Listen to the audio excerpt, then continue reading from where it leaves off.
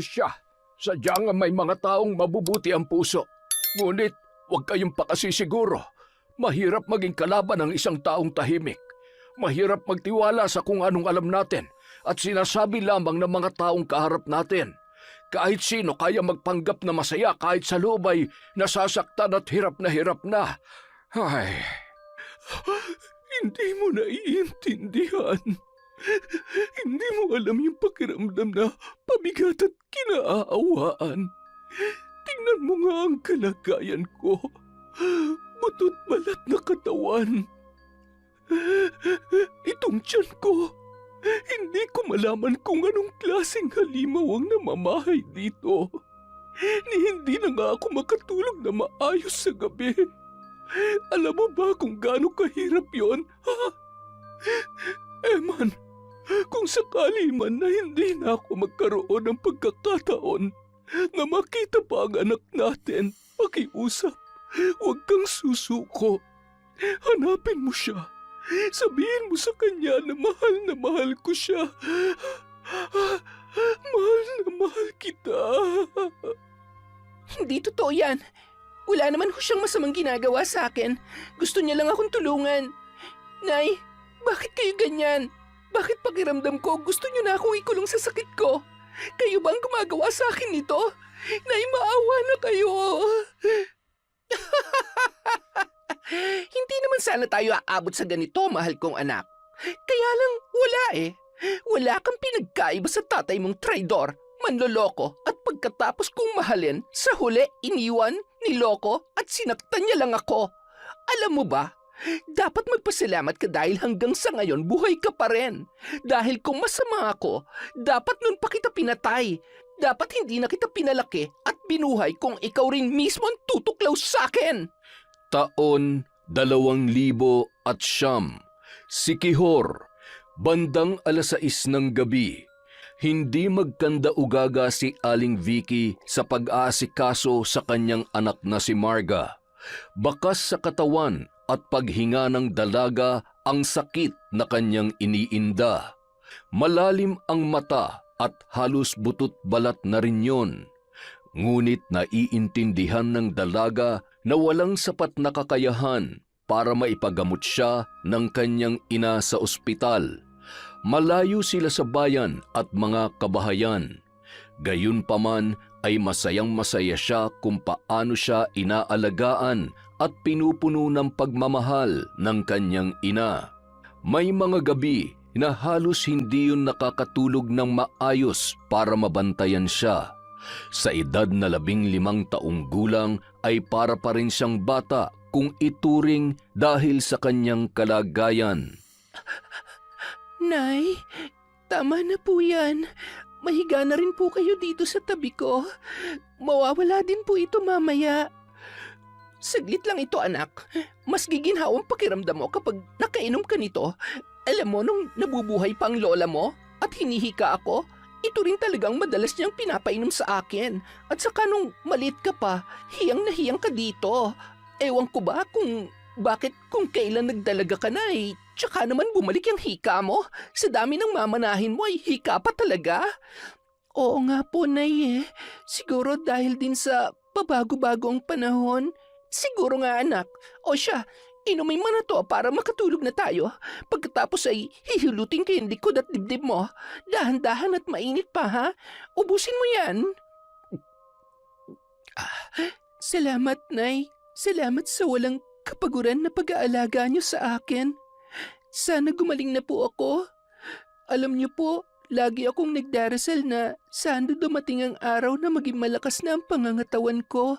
Gusto ko pang kumaling, Nay, para ako naman po ang mag-aalaga sa inyo. Hay, ikaw talaga. Huwag ka mag-alala, anak ko, dahil si Nanay, hindi mapapagod na alagaan ka. Mahal na mahal kita, anak. Huwag ka mag-alala.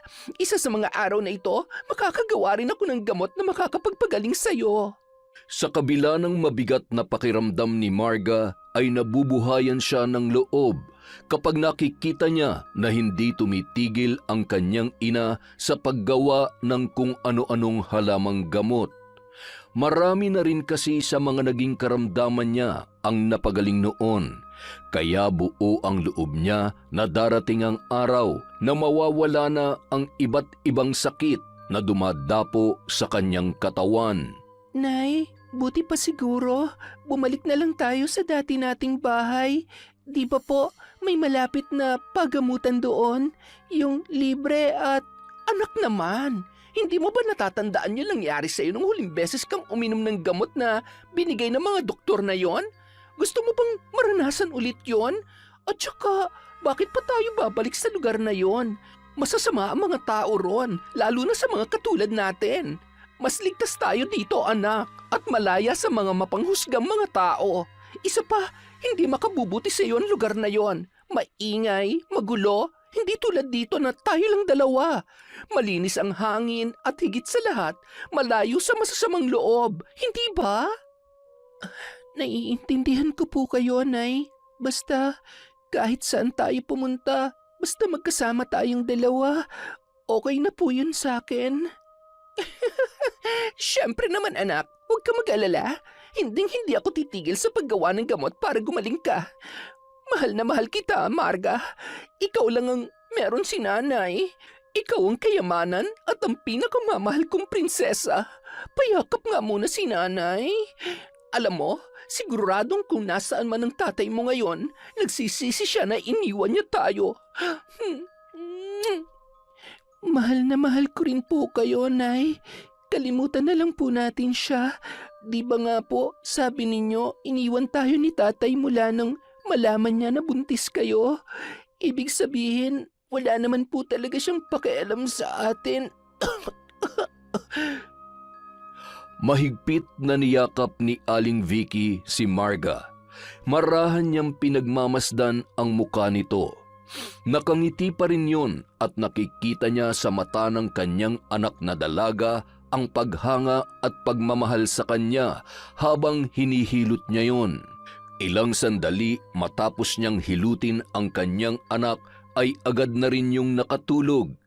Inayos pa ni Aling Vicky ang buhok noon, sabay kinumutan bago siya tuluyang humiga at nanatiling nakatingin sa maamong muka ni Marga, sabay ngumisi. Kinaumagahan, habang nagwawalis si Aling Vicky sa kanilang harapan ay napatakbo yun papasok sa kanilang bahay nang bigla na lamang humiyaw si Marga na animoy namimilipit sa sakit. Nagmamadaling binitiwan ni Aling Vicky ang walis at tarantang tumakbo sa loob ng kanilang bahay. Marga, anak, ano nangyari? Nay, ang sakit po ng tiyan ko. Para pong may mga tumutusok at ang mga paa ko po parang namamanhid. Aray, Nay, bakit parang lumulubha po ang sakit ko? Hindi na po ba talaga ako gagaling? Lalo lamang pong humihina ang katawan ko. Nay, ayaw ko pa pong mamatay. Tulungan niyo po ako. Ano ka ba naman, anak? Hindi ka mamamatay. Tahan na, gagaling ka. Magtiwala ka lang kay nanay, ha? Sandali lang mga may kukunin akong gamot. Maya-maya ay mawawala din yan.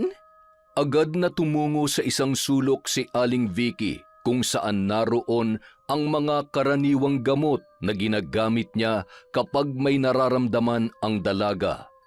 May mga botelya na may lamang ugat ng kung ano-anong halaman at meron ding langis. Nakasilid yon sa isang may katamtamang laking kaban. May isang telang kulay itim na mahigpit na nakatali kung saan naroon ang ilang aklat na minanapa ni Aling Vicky sa kanyang yumaong ina. Ni minsan, hindi pinakialaman ni Marga ang mga bagay na yun dahil mahigpit na ipinagbabawal ng kanyang ina. Sa tuwing sumasapit ang kabilugan ng buwan ay isinasagawa ni Aling Vicky ang ritual para sa kanyang anak. Hindi naman nabago yon para sa dalaga dahil nababatid niya na ang bawat ritual na yon ay para sa kanyang paggaling.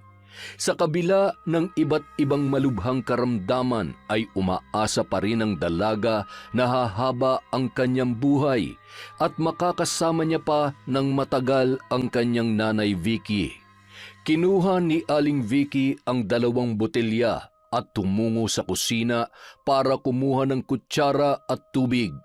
Pinatakan niya ang kutsara ng isang likido na ginawa niya na mainam para sa sakit ng tiyan. Inumin mo ito, anak, para mawala na yung pananakit ng tiyan mo. Napakapait po. Huwag mong isusuka. Ano ka ba naman? Kailangan mong tiisin ang pait para mawala yung sakit ng tiyan mo. Bakas sa muka ng dalaga na napipilitan na lamang siya sa mga ipinaiinom sa kanya ng kanyang ina. Ano? Masakit pa ba? Hindi na po gaano, Nay. Mabuti naman. Siya, akin na yung paa mo at hihilutin ko. Gusto mo bang magpaaraw sa labas? Gustuhin ko man po, kaya lang parang hindi ko pa po kayang ihakbang ang mga paa ko ngayon. Pasensya na, Nay. Naistorbo ko patuloy kayo sa ginagawa ninyo. Sa edad kong ito, dapat nakakatulong na ako sa inyo sa pagtatrabaho sa bukid at dito sa mga gawain dito sa bahay. Kaya lang, anak, ni minsan hindi ko naisip yan. Kaya ko naman. Hindi ako mapapagod para sa iyo, Marga. Ano, kumusta? Masakit pa ba? Hindi na po gaano. Ang galing-galing niya po talaga, Nay. Napakaswerte ko po talaga na kayo ang nanay ko. Oo naman, anak. Dahil si nanay lang ang makakasama mo at magmamahal sa iyo habang buhay. Siya nga pala, aalis ako maya-maya para makipagpalitan ng 6 kong gulay dun sa kinukuhanan ko ng bigas, ha? Siguradong kahapon pa ako hinihintay nun. Iiwan na lang kita ng pagkain at dito ka lang sa loob ng bahay. Baka kasi abutin ako ng alas 5. Matatagalan din ako sa paglalakad dahil may kabigatan ng aking bitbit. Ay, kung malakas at magaling lang po sana ako, masasamahan ko rin po kayo. Natutulungan ko rin po sana kayo. Ikaw talaga? Hindi na kailangan, anak. Kayang-kaya naman ni nanay eh. Huwag mo akong alalahanin. Basta ikaw, dito ka lang at magpalakas ka. Huwag kang lalabas, ha? Kung sakaling may dumaan sa mga dayo, huwag kang magpapakita. Dito ka lang sa loob ng bahay. Opo, Nay. Sa lagay kong to, imposible naman po akong makalabas pa ng bahay.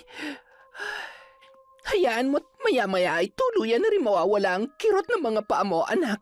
Siya, mabuti pa'y mag-almusal na muna tayo at marami pa akong kailangan gawin bago umalis. Sige po, Nay. Medyo kumakalam na rin po ang sikmura ko. Bandang alas 11 na nang makaalis ang ginang. Bagamat malawak ang kakahuyan at malamig ang simoy ng hangin, ay hindi naman siya nahirapan sa pagbaba ng bundok. Kapag nangangalay ay nagpapahinga muna yon sa kanyang paglakad. Inabot ng mahigit 3 oras bago siya nakarating sa kanyang pupuntahan.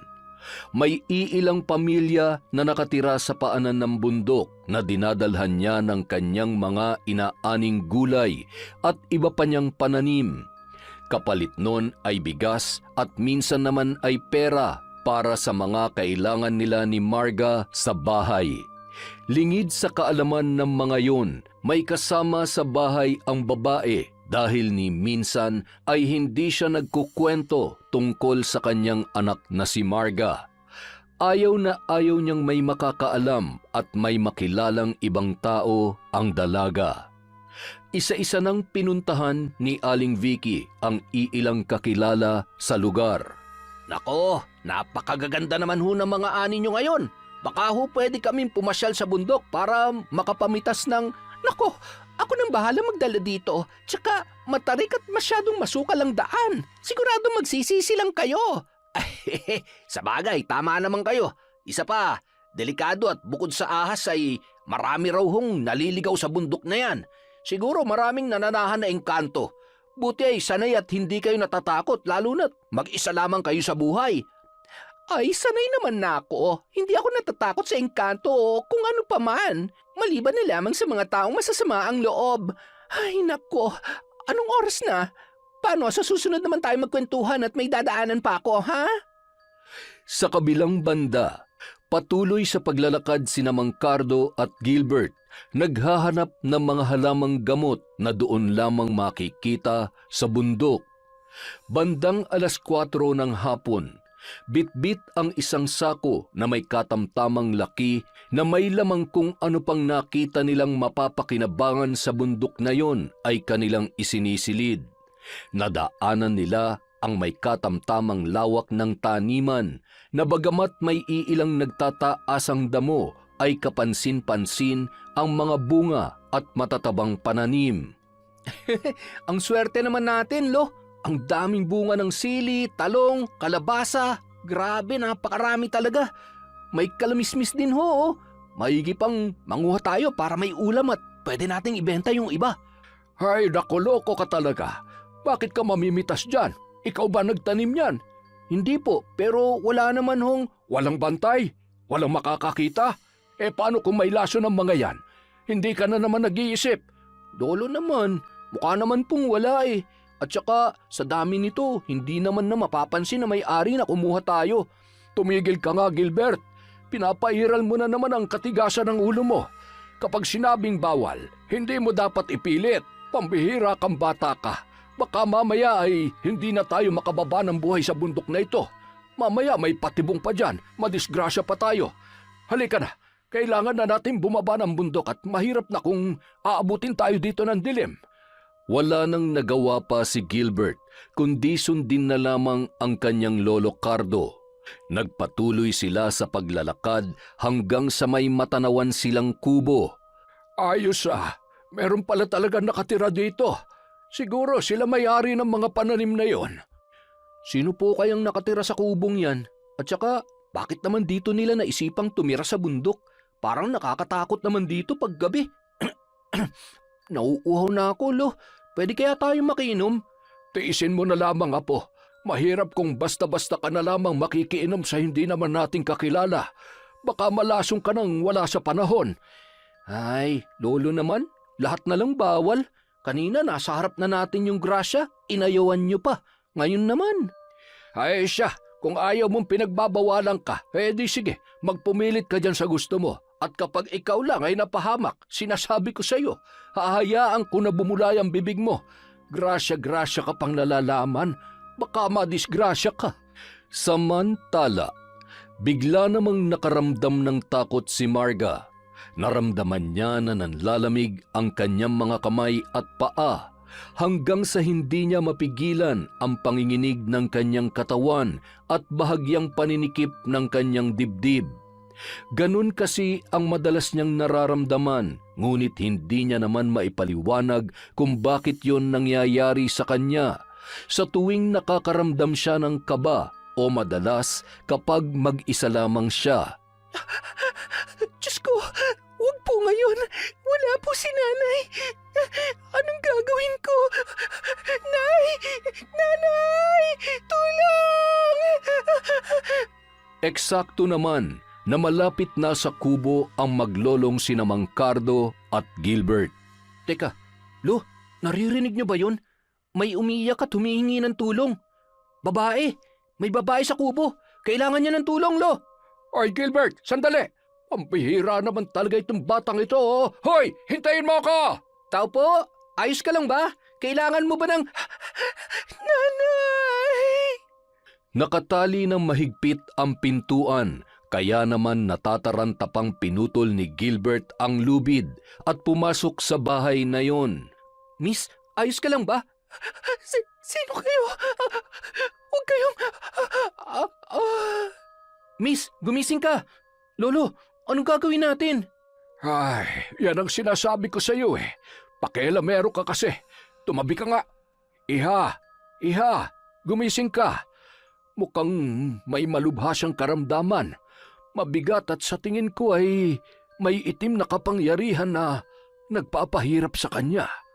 Agad na hinubad ni Mang Cardo ang kwintas ng San Benito at isinuot yun sa dalaga.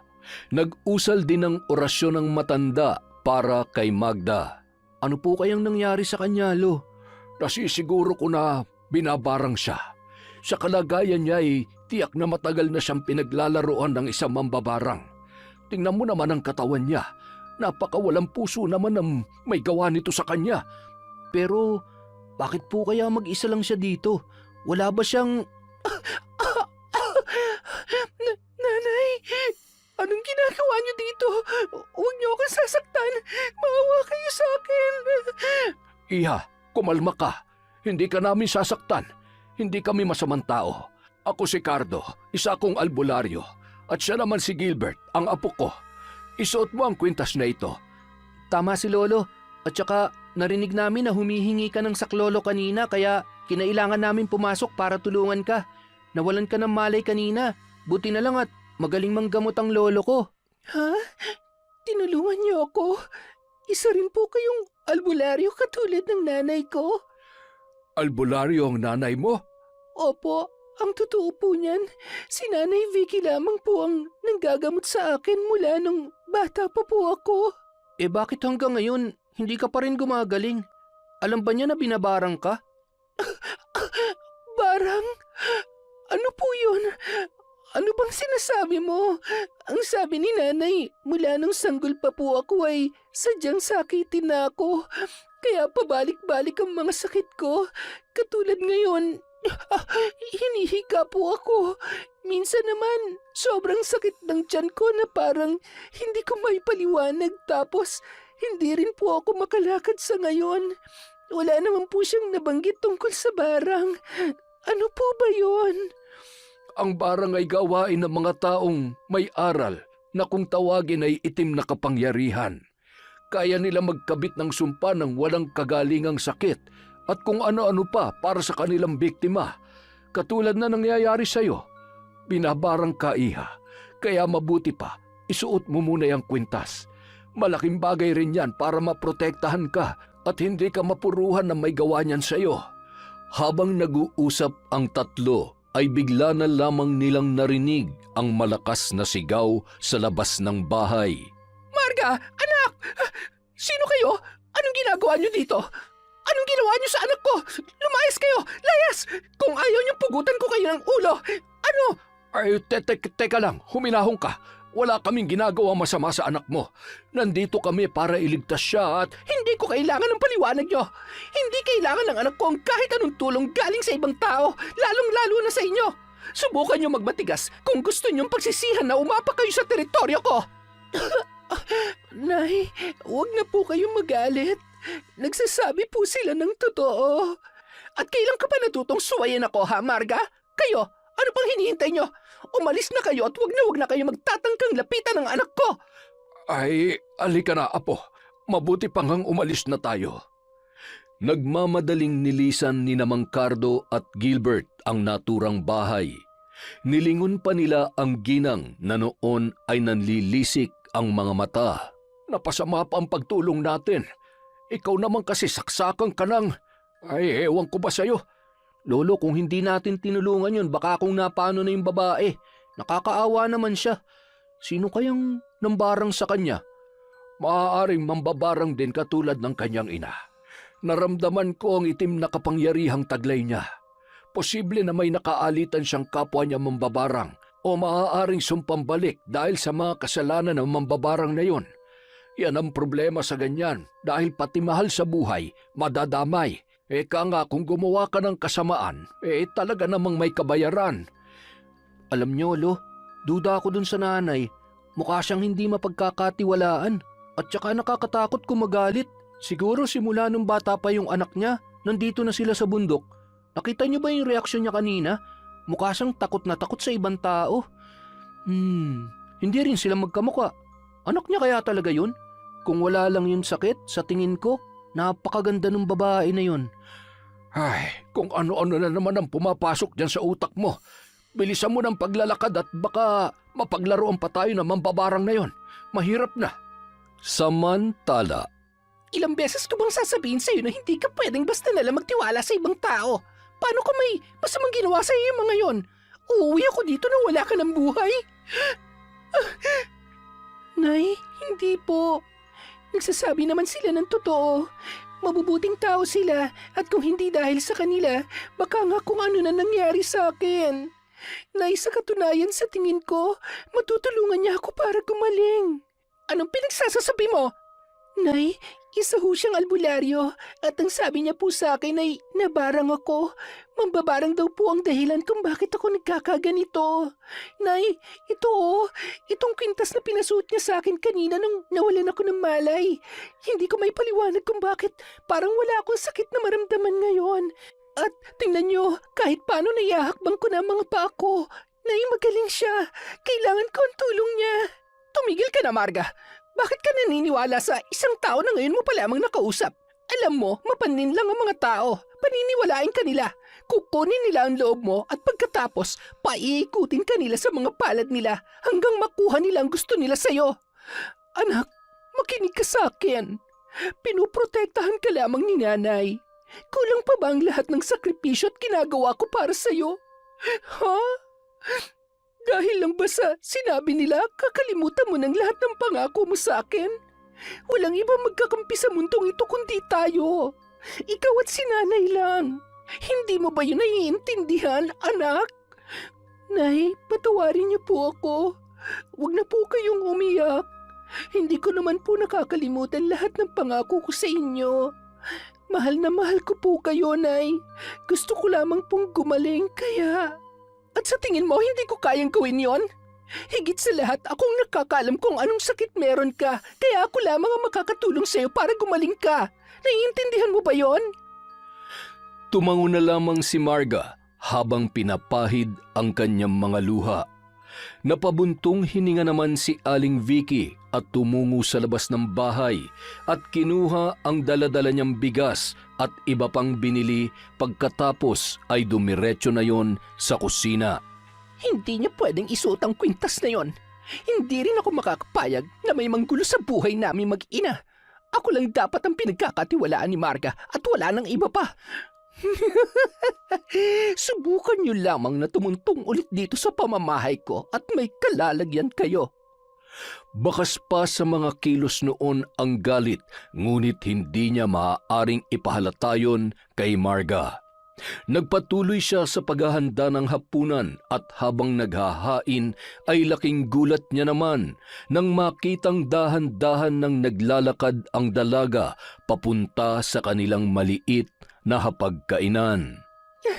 Nay, tingnan niyo. Pakiramdam ko po natutulungan talaga ako ng kwintas na to. Ikaw talagang bata ka? Siyempre yan ang iniisip mo kaya yan din ang nangyayari sa katawan mo. Pero anak, masama ang nagpapapaniwala at umaasa sa ganyan. Kaya akin na yan. Patutunayan ko sa iyo naggagaling ka at kaya kitang pagalingin kahit wala ang kwintas na yan. Nag-usal si Aling Vicky ng mga salita sa kanyang isipan habang nakatingin sa kanyang anak hanggang sa hinubad na ni Marga ang kwintas at iniabot yon sa kanyang ina. Inilagay naman yon ng kanyang ina sa bulsa. Inalalayan pa nito ang dalaga na umupo, pagkatapos ay masaya silang nagkwentuhan habang kumakain. Bandang 8:00 ng gabi, matapos painumin ng gamot ang dalaga at hilutin, ay agad nang nakatulog yon. Ngumisi pa si Aling Vicky habang hinihimas ang buhok ng kanyang anak. Bumulong yon ng mga kahindik-hindik na salita upang masigurong mahimbing na makakatulog ang dalaga. Pagkatapos noon, agad niyang kinuha ang mga gamit sa loob ng lumang kaban at inilapag sa mesa ang mga yon. Isa-isa niyang ibinaba sabay sinindihan ang kandila. Isang larawan ng babae ang naroon at damit ng kanyang anak na si Marga. Humahalakhak pa yon habang isinasagawa ang kanyang ritual. Samantala, Eman, ang sakit ng tiyan ko. Diyos ko, hanggang kailan mo ako pahihirapan ng ganito? Hirap na po ako. Kunin niyo na lamang po ako. mahal, huwag ka naman nagsasalita ng ganyan. Alam mo namang hindi ko kakayanin kung pati ikaw ay mawawala pa sa akin. Hindi ka ba napapagod? Hindi mo ba nakikita? Pati ikaw nahihirapan na sa sitwasyon ko. Baon na nga tayo sa utang tapos wala namang pagbabago ang sakit ko. Oo, nahihirapan ako. Pero hindi sapat na dahilan yon para sukuan kita. Mag-asawa tayo. Paano natin mahahanap ang anak natin kung susuko ka na? Hindi mo ko naiintindihan. Hindi mo alam yung pakiramdam na pabigat at kinaawaan. Tingnan mo nga ang kalagayan ko. Butot balat na katawan at itong tiyan ko na hindi ko malaman kung anong klaseng halimaw ang namamahay dito. Ni hindi na nga ako makatulog na maayos sa gabi. Alam mo ba kung gaano kahirap yon? Eman, kung sakali man hindi na ako magkakaroon ng pagkakataon na makita pa ang anak natin, pakiusap, huwag kang susuko. Hanapin mo siya. Sabihin mo sa kanya na mahal ko siya. Mahal na mahal din kita, Eman.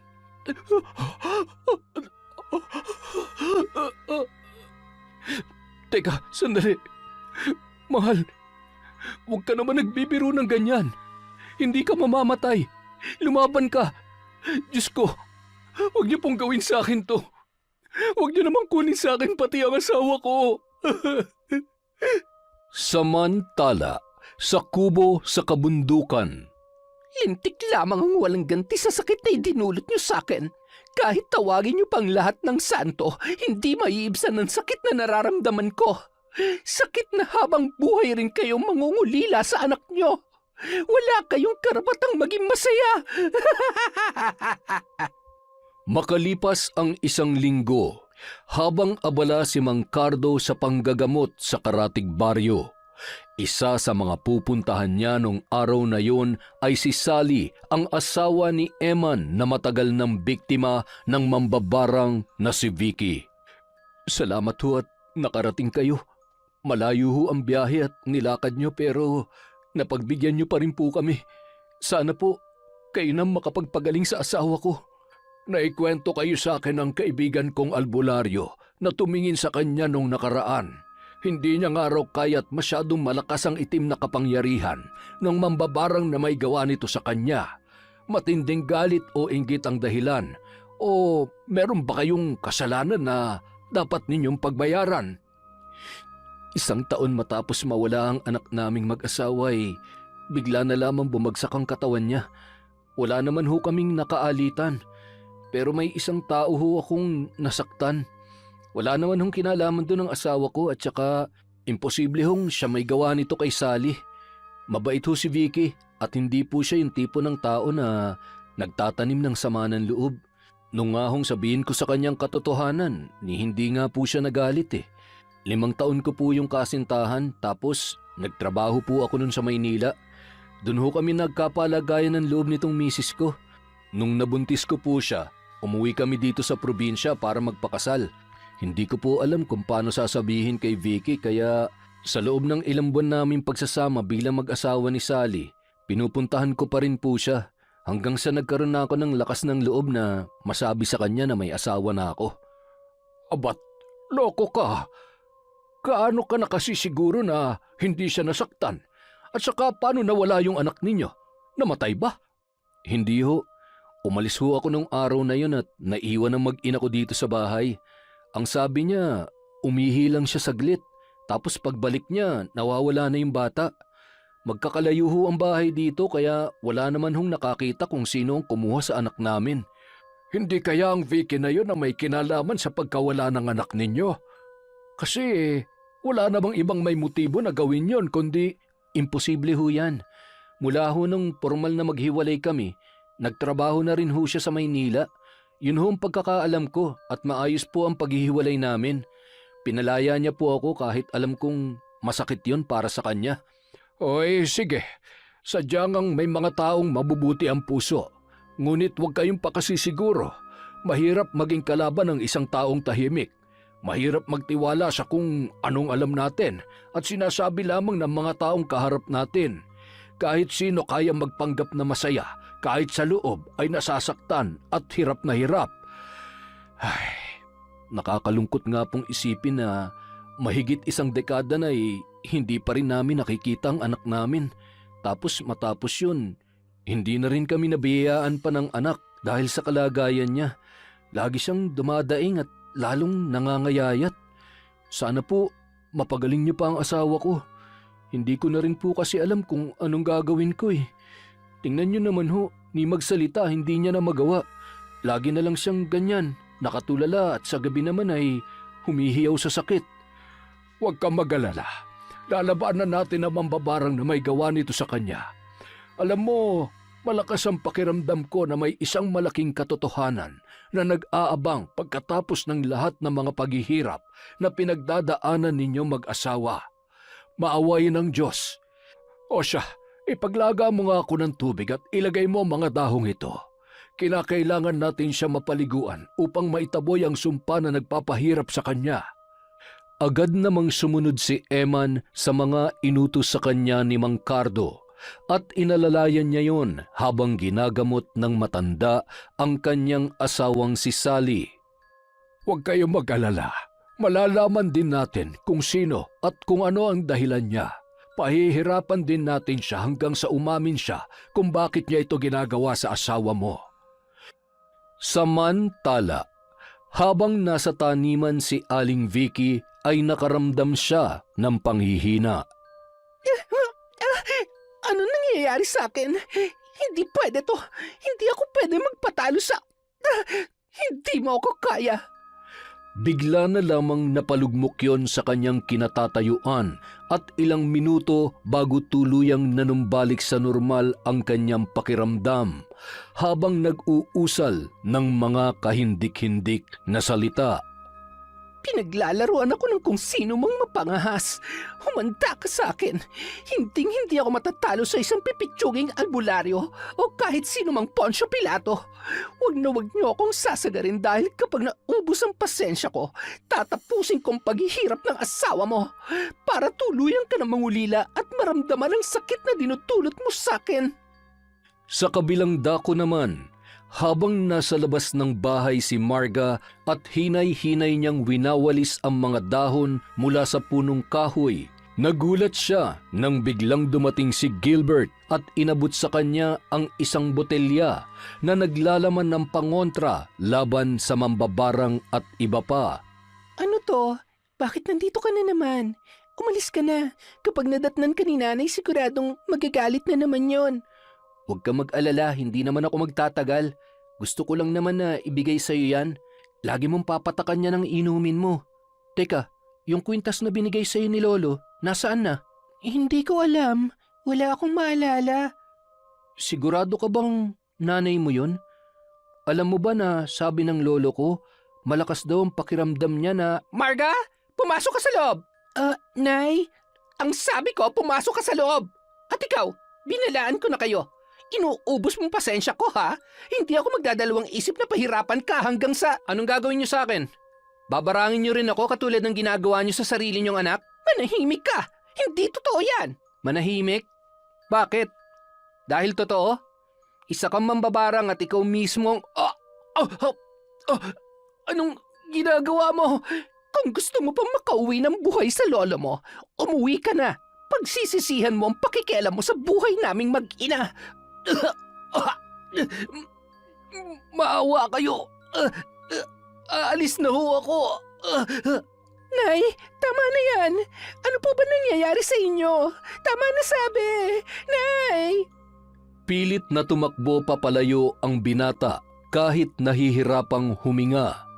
Kinapa niya ang isang pulang tela na naglalaman ng anting-anting at nag-usal yon ng salita na itinuro sa kanya ng kanyang lolo Cardo. Umupo muna siya sa tabi ng isang puno habang bahagya pang nandidilim ang paningin. Dumura pa yun ng dugo na natitiyak niyang kagagawan ng mambabarang na ina ni Marga. Muntik na ako dun.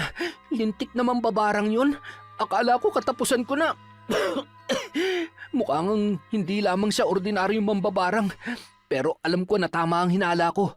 Hindi siyang totoong ina ni Marga dahil walang ina na magagawang pahirapan ng sarili niyang anak. At bakit dito nila kailangan tumira kung wala siyang itinatagong sikreto? Kawawa naman si Marga. Sana makatulong sa kanya yung ibinigay ko. Samantala, mula ngayon, dito ka lang sa loob ng bahay. Ang lakas ng loob mo para suwayin ako pagkatapos kitang alagaan, palakihin, itong igaganti mo sa akin?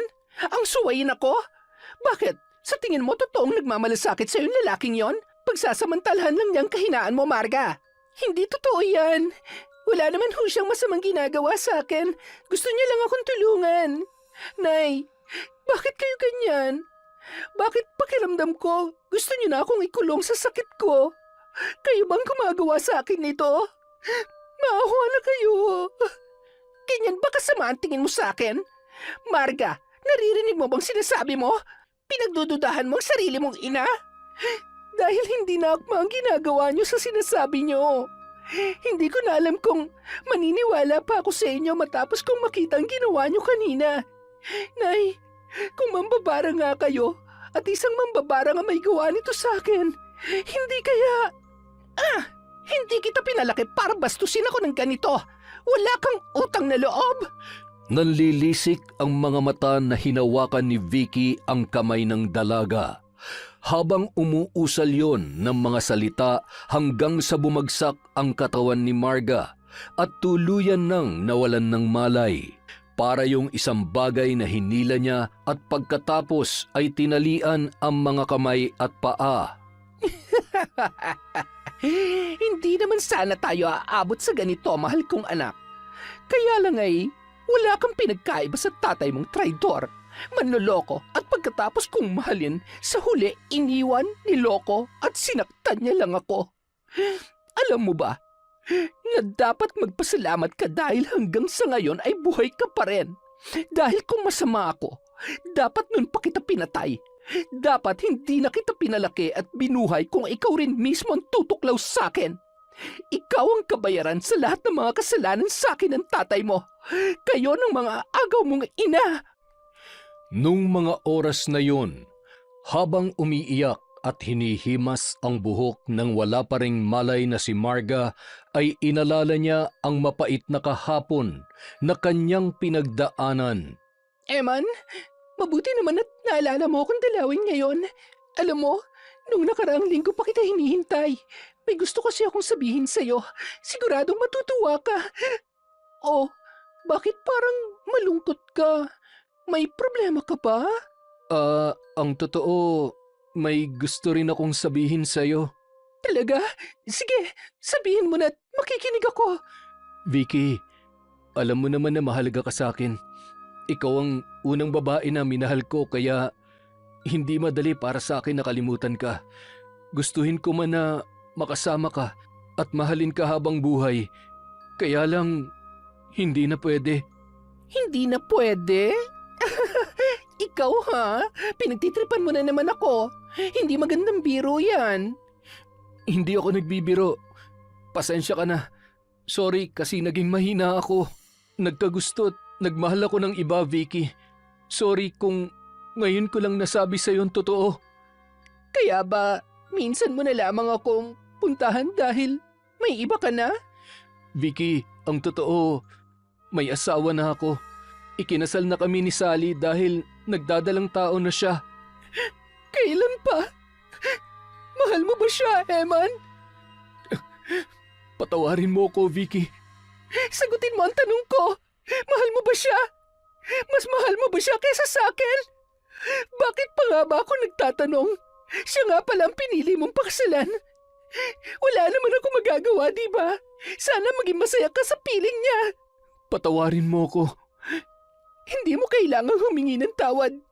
Ginawa mo lang kung ano ang tama. Salamat. Salamat dahil sinabi mo sa akin ang totoo. Wala na tayong dapat pag-usapan pa. Alam mo naman kung gaano kita kamahal, diba? Sapat na sa akin na maging masaya ka. Sige na, umalis ka na at sana ito na rin ang huling beses ng pagkikita natin. Maaari ba kitang yakapin sa huling pagkakataon? Pinipigilan ni Vicky ang sarili na mapahagulgol habang pilit nang humingiti at tinanggap na lamang ang katotohanan. Hindi na rin siya nagkaroon pa ng pagkakataon na sabihin kay Eman ang tungkol sa kanyang pagdadalang tao. Nagmumukmok sa silid ng kanilang bahay at hindi niya magawang lunukin ang pagkain. Bawat araw na iniisip niya na wala na si Eman sa kanyang buhay at nang magiging anak nila ay para siyang dinudurog.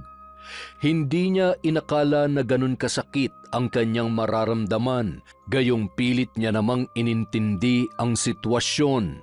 Pipilitin kong maging malakas para sa iyo, anak. Ikaw na lamang ang meron si nanay. Kaya palalakihin kita at magiging masaya tayo kahit tayo na lamang dalawa. Lalayo tayo sa lugar na ito, sa magugulo at mapanakit na mga tao. Hindi ko hahayaang may manloko sa iyo katulad ng ginawa sa akin ng tatay mo.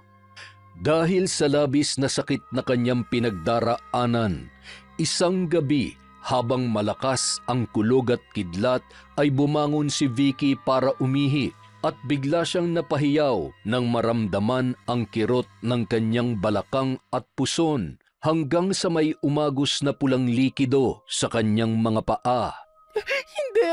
Hindi ito maaari.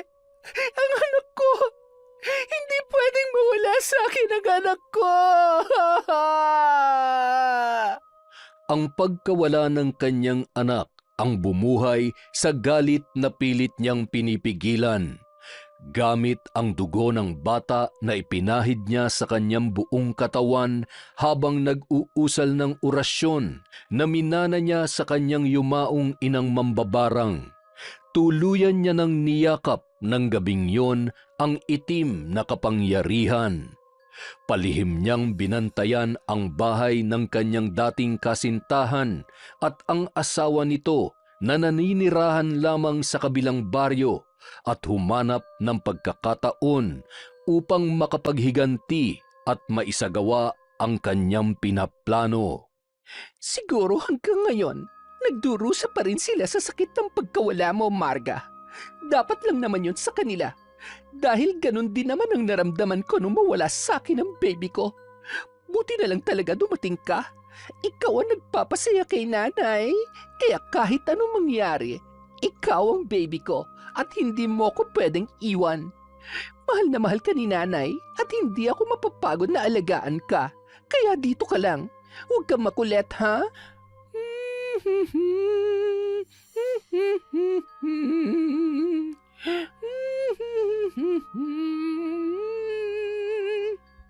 Hindi na namalayan ni Vicky na nakaidlip na rin siya sa tabi ni Marga. Tulog na tulog yon na magkamalay ang dalaga. Napaluha naman si Marga nang makita sa ganoong kalagayan ang kanyang nanay Vicky. Hindi ko na po alam kung ano ang totoo, Nay. Natatakot na ako sa mga ginagawa ninyo. Pakiramdam ko, hindi na kayong nanay na nakilala ko. Ano bang tinatago niyo sa akin? Mahal na mahal ko po kayo. Hindi ko naman kayo iiwan eh. Gusto ko lang naman pong gumaling. Nang mapansin ng dalaga na pati ang mga paa niya ay nakatali, lalo lamang siyang nakaramdam ng takot. Nay, ano to? Bakit niyo naman po tinali pati ang mga kamay at paa ko? Nanay, hindi niyo naman kailangan gawin sa akin to. Shh! Huwag ka maingay. Maririnig nila tayo. Huwag ka mag-alala. Ililigtas ka ni nanay, anak. Huwag ka nang umiyak. Shh! Oh, masakit ba? Nay, ano po bang sinasabi niyo? Wala naman pong ibang gagawa sa akin nito kundi kayo. Ano po ba nangyayari? Bakit kayo nagkakaganyan? Naguguluhan na po ako. Ano po ba talaga ang totoo?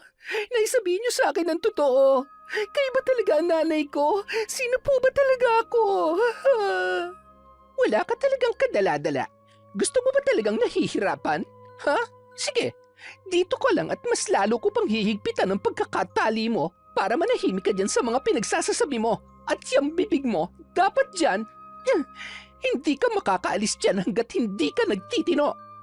Ngumisi lamang si Vicky, sabay iniwan sa maliit na silid ng kanilang kubo si Marga. Ang tigas kasi ng ulo mo eh. Ewan ko na lang kung hindi ka magmamakaawa sa gagawin ko sa'yo. Gusto mo makipaglaro kay nanay, ha? Pagbibigyan kita. Marga? Agad na kinuha ni Vicky ang kanyang mga kagamitan sa pambabarang at inilapag yon sa mesa. Hindi man gaanong naaaninag ni Marga ang ginagawa ng kanyang ina, ay nababatid niyang may kakaiba yung ginagawa na konektado sa kanyang katawan. Matapos maisagawa ni Vicky ang kanyang ritual, ay nilapitan niyang muli ang dalaga. Huwag kang matakot. Sabi ko naman sa iyo si nanay ang magpapagaling sa iyo kaya dapat hindi ka nagagalit at hindi mo ako inaaway. Simple lang naman ang hinihiling ko sa iyo. Makinig ka at sundin mo lahat ng sinasabi ko. Mwah! Mahal na mahal kita, anak ko. Tumulo na lamang ang luha ni Marga na agad namang pinahiran ng kanyang ina bago yon tuluyang kinalagan. Ramdam na ramdam ng dalaga ang panghihina ng kanyang katawan at hindi niya mapigilan ang panginginig habang tinitingnan ang mga mata ng kanyang nanay Vicky. Bakit ka ba takot na takot sa akin? Hindi naman masamang tao si nanay. Mahal na mahal kaya kita. Sandali lang at ipagluluto ka ni nanay para makakain ka na, ha? Huwag ka nang umiyak. Pangako, hindi na kita itatali basta susundin mo palagi ang nanay, ha? Hinawakan pa noon ang muka ni Marga, sabay ngumisi bago tumungo sa kusina at naghanda ng kanilang hapunan. Sa kabilang banda, 9:00 na ng gabi nang makarating si Mang Cardo sa kanilang bahay. Malayo pa ay pakinig na niya ang pagdaing ng kanyang apong si Gilbert. Aray ko, ang sakit ng paa ko. Gilbert, apo, ano nangyayari sa'yo? Inaapoy ka ng lagnat at anong nangyari dyan sa paa mo, ha? Lolo, yung mambabarang po sa bundok, siya po ang gumawa nito sa akin. Paanong huwag mo sabihin na bumalik ka doon? Ay, gusto ko lamang naman pong tulungan si Marga. Hindi ko talaga maintindihan kung bakit masyado ka nagmamagaling. Tingnan mo nga yung nangyari sa'yo. Hindi mo ba alam na dahil sa ginawa mo ay mapapahamak ka? Paano kung tinuluyan ka niya? May magagawa ka ba, ha? Lolo, wag na po kayo magalit. Gamutin niyo na lamang po ako. Gusto ko lang naman pong iabot kay Marga yung gamot, kaya lang nadatnan ho ako nung mambabarang na yun eh. Hindi naman nagsayang pa ng oras si Mang Cardo. Isang ritual kung saan pahihinain niya ang mambabarang hanggang sa mapilitan niyong bawiin ang sumpa. Samantala, Hindi mo ako kaya. Huwag mong hintayin na magkaharap pa tayo. Hindi mo magugustuhan ang gagawin ko sa'yo. Kaya kung ayaw mo pa maging abot, alaala na lamang dito sa mundo. Bawiin mo ang sumpa na ikinabit mo sa apo ko. Kailangan niyang pagdusahan ng panghihimasok niya sa bahay na may bahay. Gawin mo kung anong gusto mo. Pero hindi ikaw makakapagpasuko sa makapangyarihang mambabarang na katulad ko. Inuubos niyo talagang pasensya ko, ha? Hindi mo ako kaya, tanda!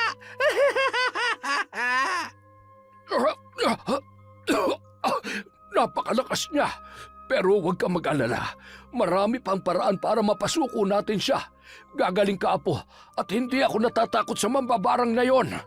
nang sumunod na araw na nagising si Marga dahil sa pangangati at hapdi ng kanyang balat, bagamat nagkakalaman-laman ng muli ang kanyang katawan, ay nagkaroon naman siya ng mga pantal at nagnanaknak na sugat.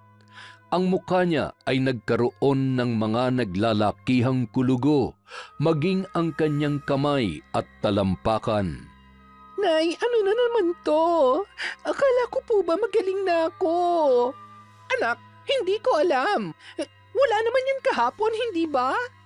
Nanay, hanggang kailan ba ako magtitiis sa ganitong klaseng buhay? Nay, mas gusto ko pang mamatay kesa ganito. Paulit-ulit na lang. Mamatay? Hindi. Hindi ka mamamatay. Huwag mo na ulit sasabihin yan.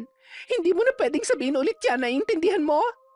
Habang nag-uusap ang mag-ina ay siya namang pagdating ni Mang Cardo na noon ay tila hapong-hapo dahil sa malayong paglalakad. Lumabas ka dyan! Harapin mo ako! Patunayan mo sa akin na higit kang mas malakas sa pagkakataong ito. Hindi ka madalas sa pakiusap, ha? Ngayon, Pagsisisihan mo na kinanti mo pati ang apo ko. Oh, ikaw pala tanda. Alam mo, naiintindihan ko na kung saan nagmana ang apo mo. Ang lakas ng loob mo para bumalik dito. Hindi ba't sabi ko naman sa'yo, hindi mo ko... anong ginagawa mo? Hawak ang isang kwintas ay nag-uusal ng orasyon si Mang Cardo habang itinuturo si Aling Vicky. Gumapang yun sa lupa na animoy nanghihina. Hanggat hindi ka nakakawala sa itim na kapangyarihan, hindi ka rin titigil sa paghasik mo ng kasamaan. Alam ko na ngayon na pati sarili mong anak ay pinaglalaruan mo. Wala kang puso. Masyado ka nang nagpaalipin sa itim na kapangyarihan. Nay, Lolo, kung ano man po ang kasalanan niya, maaari niyo po siyang parusahan pero nakikiusap po ako. Huwag niyo po siyang papatayin. Mahal ko po si Nanay. Bigyan niyo po siya ng pagkakataon na itama ang mga pagkakamali niya. Patawarin mo ko, Iha, sa parusang igagawad ko sa kanya. Hanggat hindi niya nararanasan ang mga ginagawa niya sa iba, hindi niya malalaman kung gaano niya sinisira ang buhay ng ibang tao. Hindi mo alam ang sakit ng mawalan. Palibhasa isa ka ring lalaki. At malamang sa malamang, manloloko ka rin ng kapanahunan mo. Manahimik ka. Hindi ka na makakahanap ng lalaki na kasing tinuko. At pwede ba, kung sino man nananloko sa'yo, hindi sapat na dahilan yon para hayaan mong lamunin ng galit ang iyong puso. Sarili mo lamang ang pinapahamak mo. Sa tingin mo ginagawa ko to ng walang malalim na dahilan? Minsan na ako nawalan ng anak, kaya hindi ako makakapayag na... hindi ako makakapayag na... tama na! Nay, bawiin niyo na po ang mga sumpang binitiwan niyo. Nanay, alam ko na kayo rin ang nagpapahirap sa akin. Tama na ho. Tama na, Nay. Iiwanan mo rin ako, hindi ba? Iiwanan mo ako katulad ng ginawa ng tatay mo sa akin.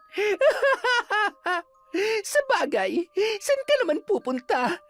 Kahit na ano pa ang gawin mo, hindi na may babalik pa ang mga oras at taon na inagaw ko sa kanila. Ano hong ibig niyong sabihin?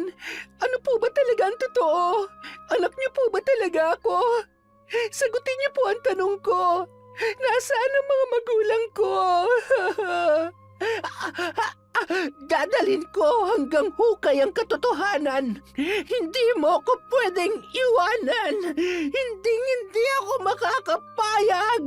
Saksakan ng kasakiman ang iyong puso. Ngayon, ibabalik ko sa iyo ang parusang balik na mga kasalanan mo. Huwag!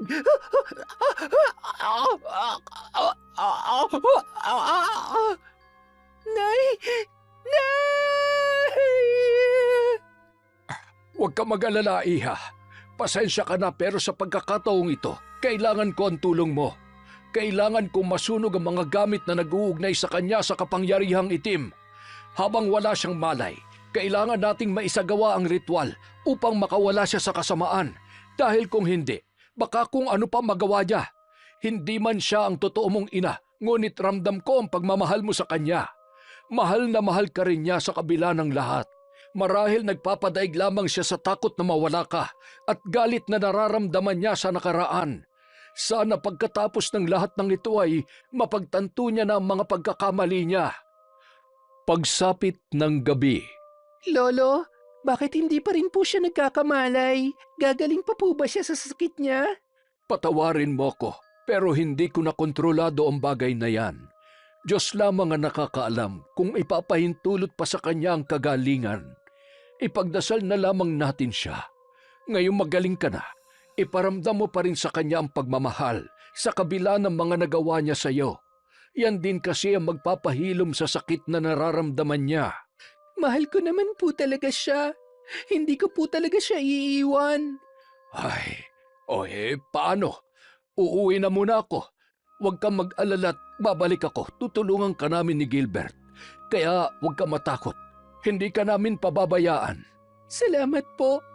Salamat po sa tulong ninyo.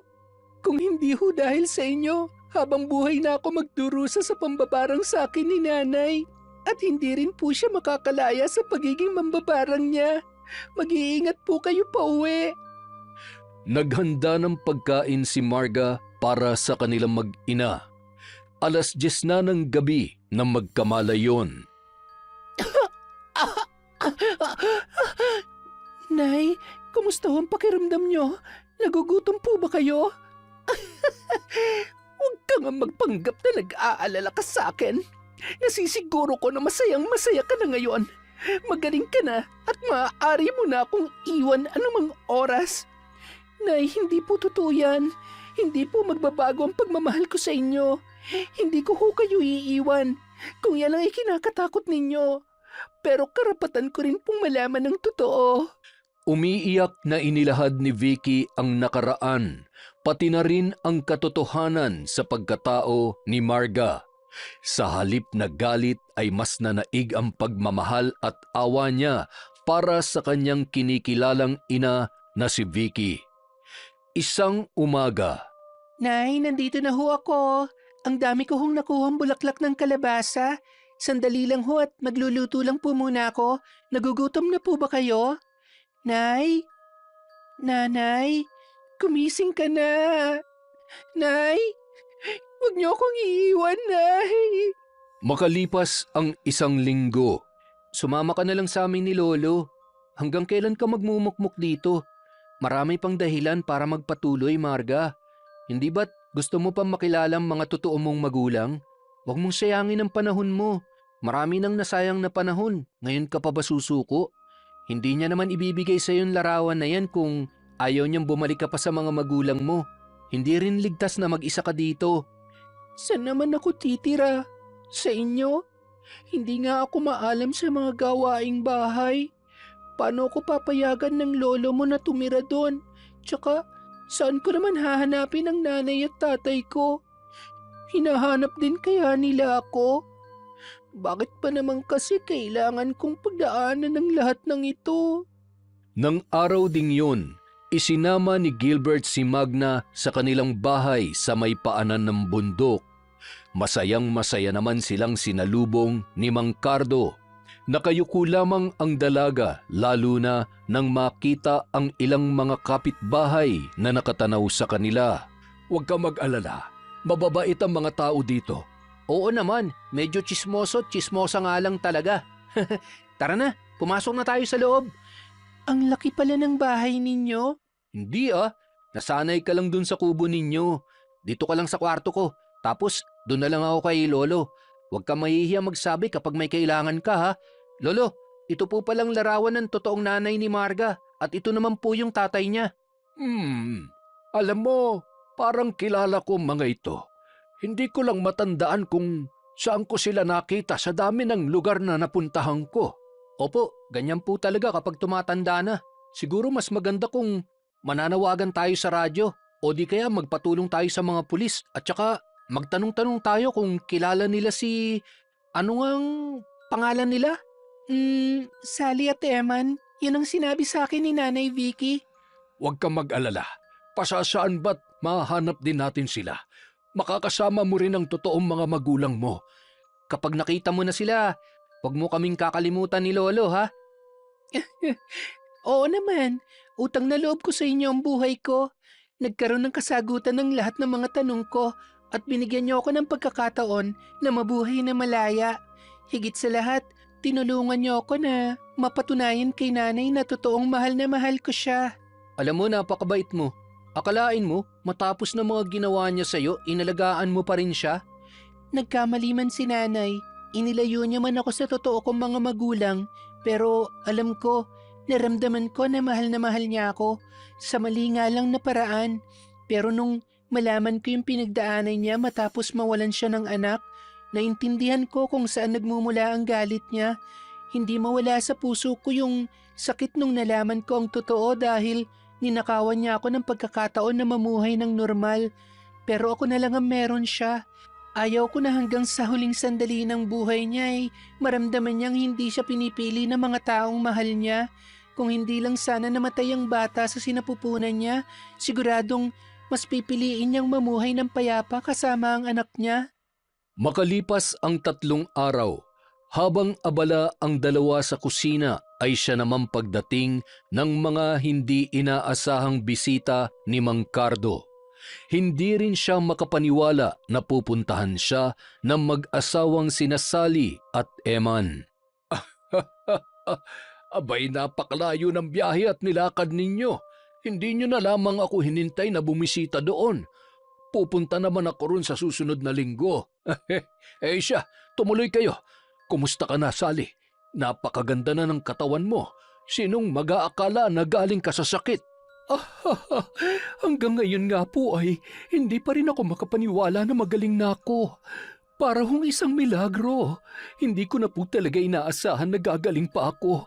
At hindi ho ito mangyayari kung hindi dahil sa tulong ninyo.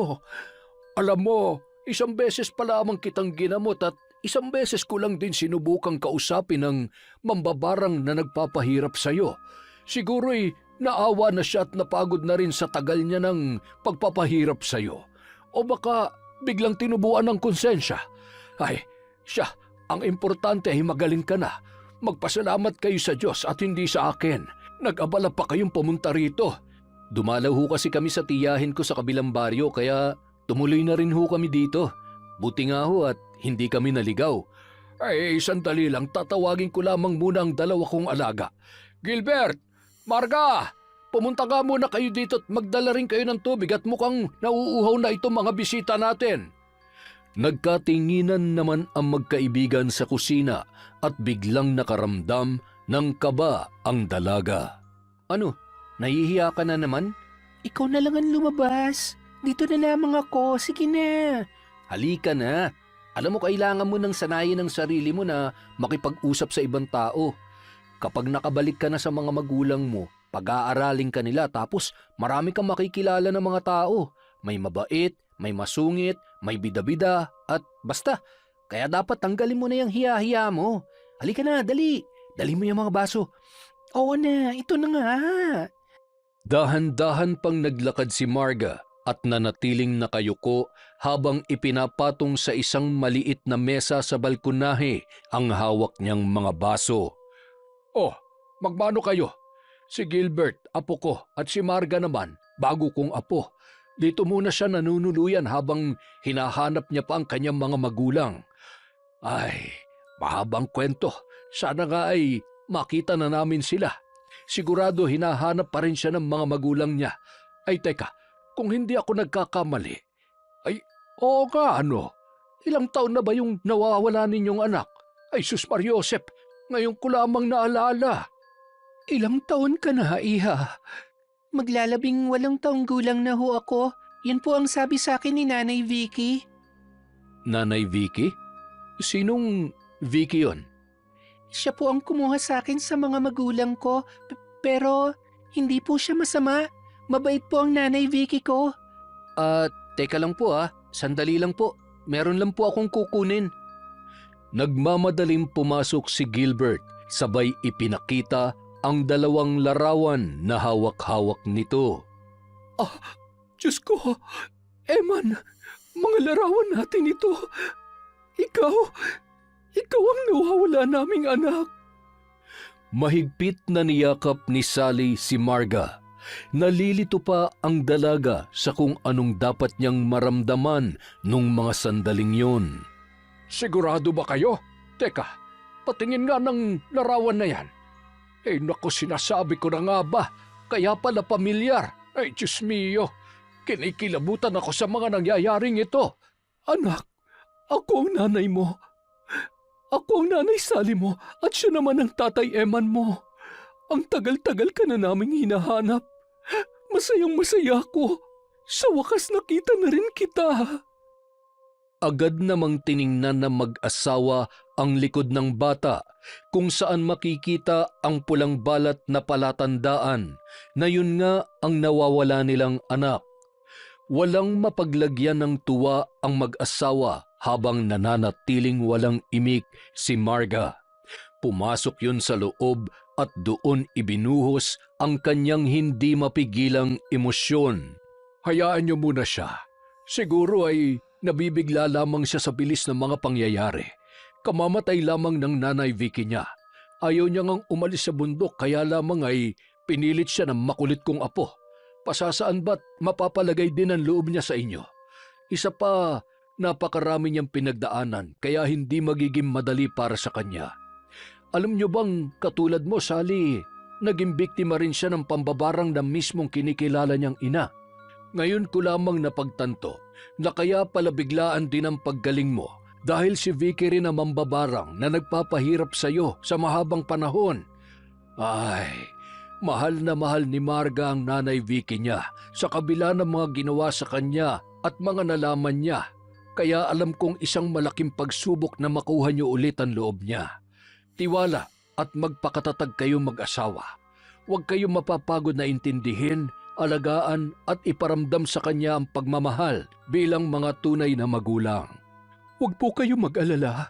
Hinding-hindi po namin susukuan ang anak namin. Salamat po sa lahat ng tulong ninyo, lalong-lalo na sa pagligtas sa buhay ng anak ko. Alam mo, kung may dapat man kayong pasalamatan ay ang pagiging pasaway at paladesisyon ng apo ko. Ang totoo niyan, pinahirapan din siya ni Vicky dahil nahuli siya nakikipag-usap at nagtangkang tulungan si Marga. Naging bilanggo sa loob na maraming taon ang anak ninyo sa maling pagmamahal ni Vicky. Ay, pero tama naman si Marga. May pinanggalingan ng galit na nagtulak sa kanya para gumawa ng masama. Hindi ba, Eman? Tama po kayo. Matagal ko na pong pinagsisihan ang mga pagkakamaling nagawa ko noon. Nangyari ng mga nangyari at hindi ko na maibabalik ang panahon para itama ang lahat. Humingi naman po ako ng tawad sa kanya. Pinalaya niya ako kaya hindi ko maintindihan kung bakit nagawa niyang ilayo sa amin ang anak namin at barangin ang asawa ko. Hindi ko rin po alam na mambabarang pala siya. Napakasama niya. Hindi ho masama si nanay. Nagawa niya lang yun dahil nawalan siya ng anak. Nagdadalang tao siya nung sinabi niyo ho sa kanyang totoo. Alam niyo ho kung anong pakiramdam ng mawala ng anak. Kaya kung meron mang makakaintindi sa sakit na nararamdaman niya, kayo dapat yon. Sana ho, patawarin niyo na siya. Makalipas ang isang buwan na paninirahan ni Marga kasama ang mga totoo niyang magulang, unti-unti na ring gumagaan ang loob niya sa kanila. Ngunit may mga pagkakataon na iniisip niya pa rin ang kanyang nanay Vicky. Dahilan para makaramdam ng selos ang kanyang inang si Sally na labis nitong kinikimkim.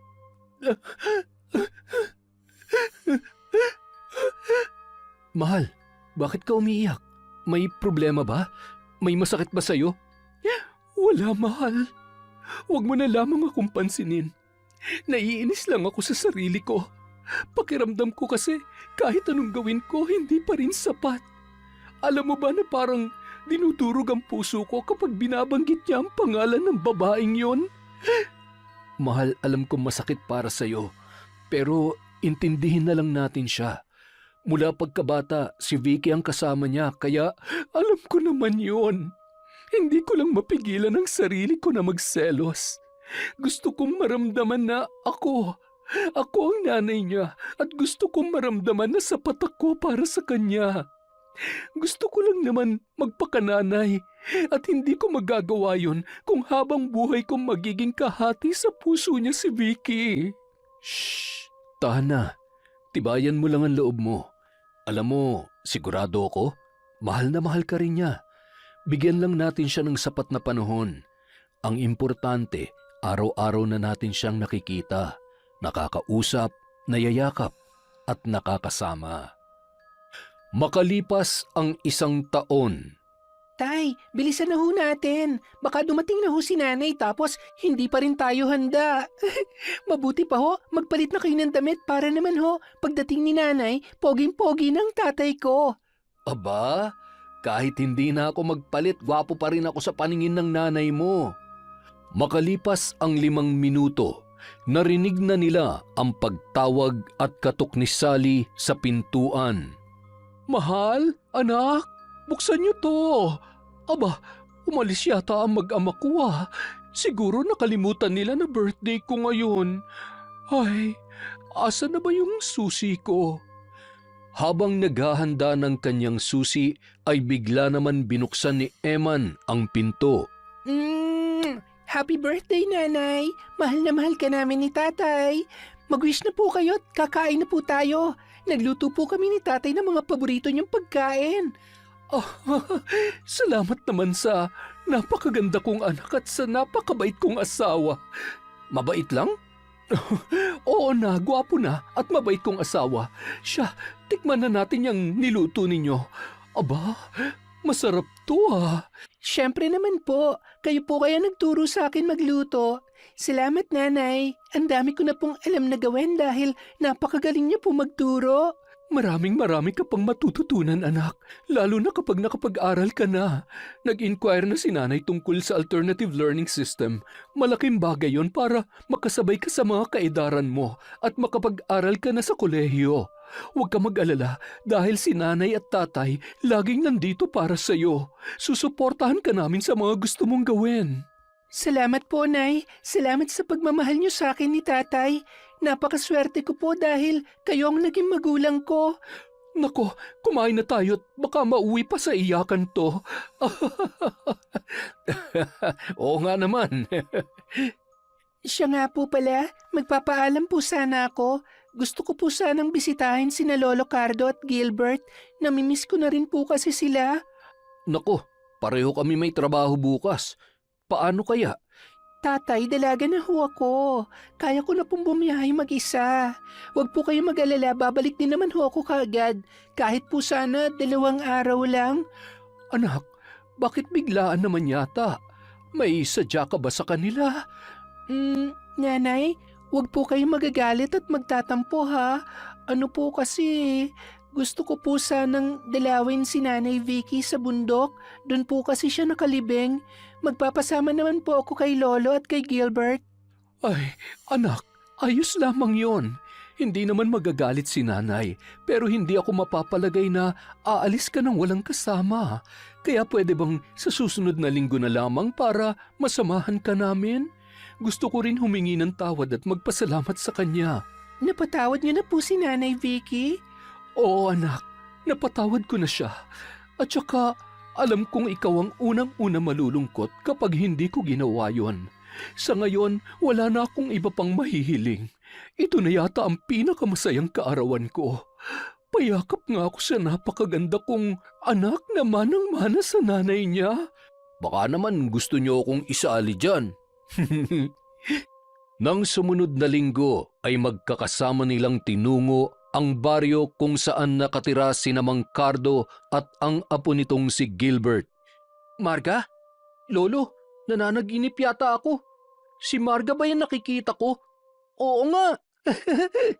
Aba, oo nga ano. Abay, lalong gumanda ang apo ko. Lolo, Gilbert, namiss ko po kayo. Napadalaw ho kami nang wala sa panahon. Hindi naman ho halatang miss na kayo ni Marga at syempre itong kaibigan niyang si Gilbert. Gilbert, marami na akong kaibigan dun sa amin. Lagi silang pumupunta sa bahay. Mababait din sila pero syempre mas mabait ka. Huwag ka nakikipagkaibigan sa mga lalaki dun ha. Baka mamaya ligawan ka nila. Paano na ako? Huwag ka mag-alala. Walang makakalapit na manliligaw dito sa prinsesa ko. Talaga po? Oo naman. Akong bahala dyan. Ikaw talaga. Mag-aaral pang anak natin. At ikaw Gilbert, kung gusto mong ligawan tong anak ko, sipagan mo rin sa pag-aaral. May tamang panahon para dyan. Huwag kayong nagmamadali at mahirap magkamali. Huwag niyong pansinin ang pinagsasasabi nitong apo ko. Sumasakit nga ang ulo ko dyan eh. Kaya ako na mismo magsasabi, Marga. Humanap ka na lang ng iba. Sus Mariosep. Lolo naman, wala naman laglagan. Kahit naman po loko-loko ko, kaya ko pa rin naman magtino pagdating sa taong mahal ko. At saka Lolo, ginagalingan ko kaya sa pag-aaral para naman maipagmalaki niyo rin ako. Nagbibiro lang naman ako, Apo. Masyado ka namang matampuhin. O siya, tumuloy kayo sa loob at nang makapagmerienda na tayo. Sakto, may nilagang mais at saging na saba. Maghain ka na, Apo. Huwag ka na masyadong nagpapakyut at akong naaalibadbaran sa iyo eh. Kinabukasan, magkakasama nilang inakyat ang bundok at tinungo ang sirasirang kubo sa tuktok noon. Nag-alay sila ng kandila at panalangin para kay Vicky sa lugar kung saan nakalibing yon. Naging mas magaan para kina Sally at Eman na patawarin ang yumaong babae. Sa halip na magalit ay nagpasalamat pa rin sila dahil napalaki ni Vicky ang kanilang anak na may mabuting puso. Sa kabila ng hirap na pinagdaanan nito sa kamay ng kanyang kinilalang ina, sa mahabang panahon ay mas pinili niyang umunawa at magpatawad. Miss na miss ko na po kayo, Nanay. Lagi ko po kayong ipinagdarasal. Lagi niyo pong tatandaan na mahal ko po kayo. Masayang masaya rin po ako sa piling ni Nanay at Tatay. Tay, Nay, tayo na po. Ay, teka, nasa na nga pala si Gilbert? Buti na abutan ko pa kayo. Tingnan nyo, ang dami kong nakuhang sigarilyas dun sa dating taniman ninyo. Ang daming bunga. Ay tingnan mo talaga itong batang ito, oo. Napakaloko mo talaga. Kapag ikaw minulto ni Vicky, bahala ka. Siya, mahigit may gugulayan din tayo mamaya. Yon! Napakaganda na naman ng kwento natin.